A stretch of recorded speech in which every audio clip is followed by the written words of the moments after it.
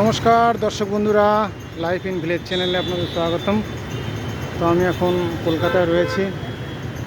কলকাতায় কি traffic jam আপনারা দেখুন।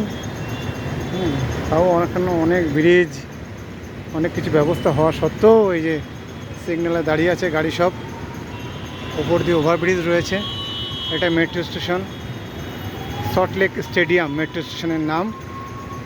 আর এদিকেই কলকাতা অ্যাপোলো হসপিটাল, এটা অ্যাপোলো হসপিটালে ঢোকার গেট আপনারা দেখতে পাচ্ছেন। এই সিগন্যাল এখনও তোলেনি। ট্রাফিক জ্যাম এই রোদ গরমে, তাও সহ্য করে মানুষ দাঁড়িয়ে আছে, কিছু উপায় নেই।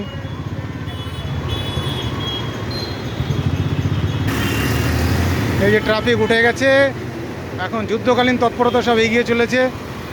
প্রচণ্ড জ্যাম, ঠিক আছে। আমিও বাস ধরবো বলে দাঁড়িয়ে আছি, কিন্তু বাসের দেখা নেই।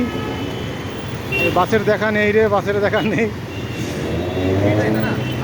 আশা করছি এসে যাবে বাস, চিন্তা নেই, ধৈর্য ধরে দাঁড়াতে হবে।